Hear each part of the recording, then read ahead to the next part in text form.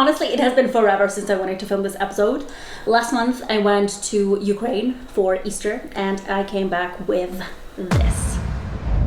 Honestly, I don't know if this is corked, and this is really the biggest fear of any wine lover or sommelier. I'll probably lose it. This is really not the worst thing that can happen to a Ukrainian right now, so I don't know why I'm being so... It's not corked.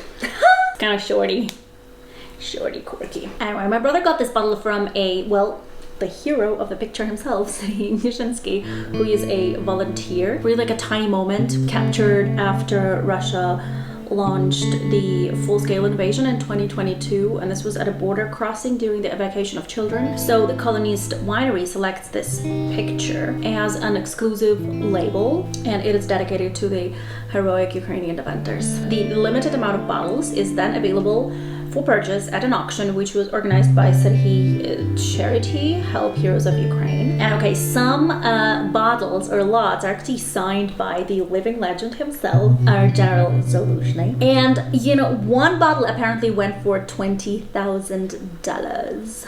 And Serhiy, also, if you're watching, let me know if that's true, if that's really $20,000, because that's pretty big. But I also think that the wine deserves it. Now, this particular Chardonnay is not available any longer. It is all gone. But there is still a bottle of their signature red, also with this special label that you can purchase. I'll leave the links below and you can purchase it, and all the help and all the money will go to help the Ukrainian effort. Gosh, but honestly, it just kind of dawned on me that this is 2022. That means the grapes were harvested during 2022 and autumn of 2022. And since Russia launched the invasion in February 2022, that means literally picking the grapes under the hellfire of Russian missiles. Wow. Pricks. Anyway, I am just super excited that this wine is available and that it is not corked, and I'm very, very happy that I got to have one of the bottles. The name of the picture is The Price of Freedom.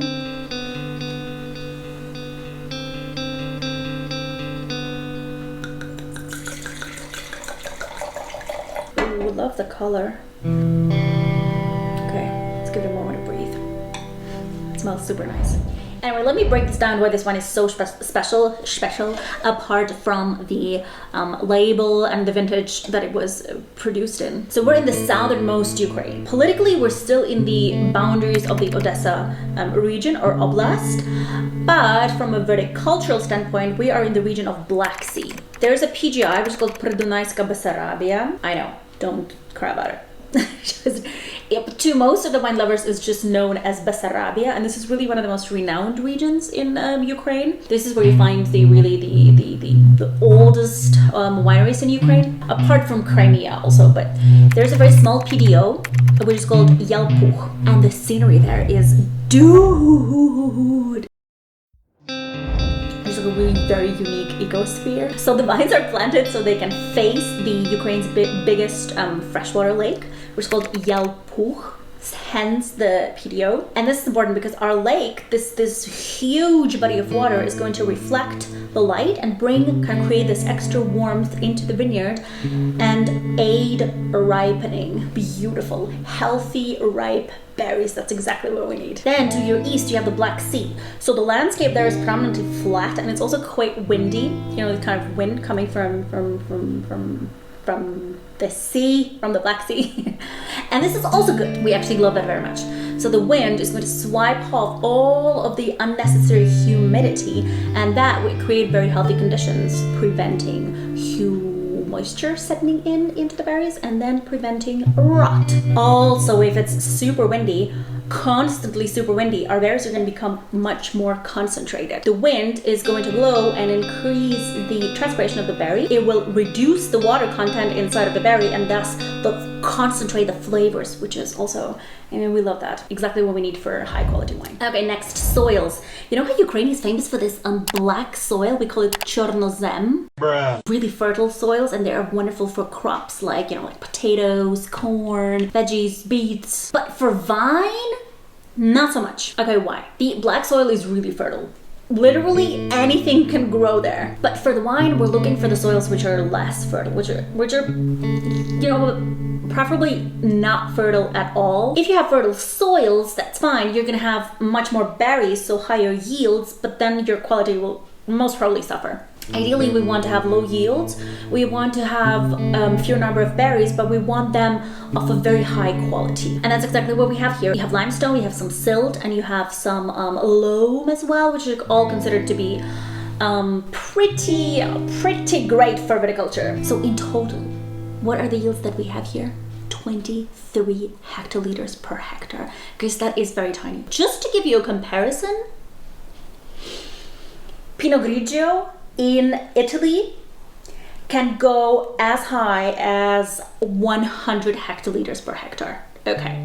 In Burgundy, even in the best Grand Crus, people go like 30, 25. This is 23, so this is really low. And that's great. Okay, then we have, of course, hand harvest and barrel fermentation. The wine is going to be aged in French barriques. These are very small barrels. The wine is going to be aged in them for 6 months. And also, I guess the winemakers spend those 6 months right next to the wine in the cellar, hiding from Russian missile attacks. Look, I've worked in Burgundy for, over 7 years, so I can really confidently say this is how you do good wine. Okay, moment of truth. Ooh, a lot of pear. Pear, more pear, ripe pear. Ooh, I have a little bit of melon. Oh, I just like it. In Odessa, they have this market which is called Privoz, and you go there and it's just like filled with all kinds of, like bananas and mangoes and tropical fruits, but also like a local apples, like a kind of local apple and pears. This is all in here. The oak is so well integrated. The color is really pretty too. It's like this goldenish-ishy. Some butter, a lot of butter, clarified butter, melted butter, and then you kind of warm up this butter, and then the pear goes in, and then the apples, and you kind of caramelize it, and you have this beautiful smell in your kitchen. If you have a kitchen left, if Russia didn't bomb it. I have some nuts, maybe like a walnuts, or not maybe, for sure. Honestly, they say in the bottle that this is going to be, that this should be drunk in the next 3 years. It can go longer than that for sure. It's really in a great shape. Actually, let me try it. Because the nose is just really, you see how much time I spend with the nose? This is a sign that the wine is complex and it has a lot to offer. I'm trying to think of like a pie, maybe like an apple pie, which is a very typical aroma of the Chardonnay. But since we're in Ukraine, I'm kind of thinking about the pies that my mom used to do. You have a little crumbly. Already salivating. Wine is the only drink that can bring up memories. It's unbelievable. Very specific memory. When I was a child, I hated to do that. My mom would call me from work and she would be like, hey, listen, I'm gonna make a pie today. And I knew, oh, no, I'm gonna have to do the apples. I'm gonna have to peel the apples, and I'm gonna have to separate them, and I'm gonna have to cut them in the little, like a moon shape. So she would do the pie. And now it's just a really specific memory, and I can't. Beautiful. Yeah, it's the pie. Wow.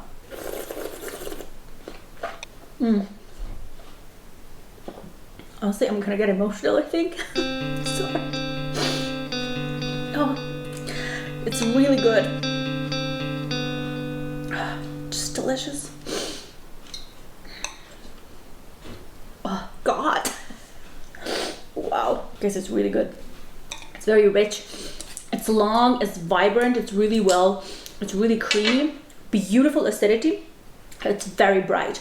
You have this nuttiness and coming with this crunchiness. The acidity is also really well present. It gives you a little bit of backbone, so you don't have either this oiliness from the butter overwhelming your palate. It gives you this really nice and very bright tropicality. There's a lot of warmth. I kind of have a flowery touch too. I'm thinking maybe like acacia. Even the notes of honey are slowly shining through. Yeah, a little bit of like acacia honey. And a bit of dough as well. You know what, like this dough for Pascha?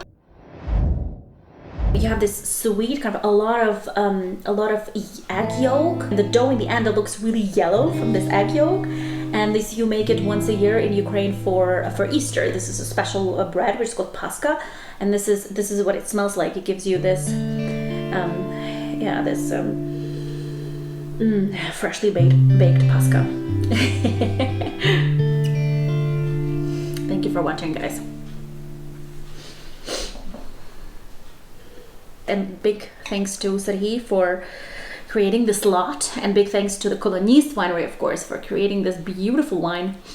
And I wish them that every harvest is going to be free of Russian missiles, and that they can continue making beautiful wine and representing the terroirs of Ukraine. We'll see you soon. Bye. Боже, це Пасха. I can't. Oh, and a bit of nuts also. Like a roasted walnuts. Maybe hazelnut even. Yeah, hazelnut. Hazelnut. I'm going for hazelnut, guys. What am I saying? Look.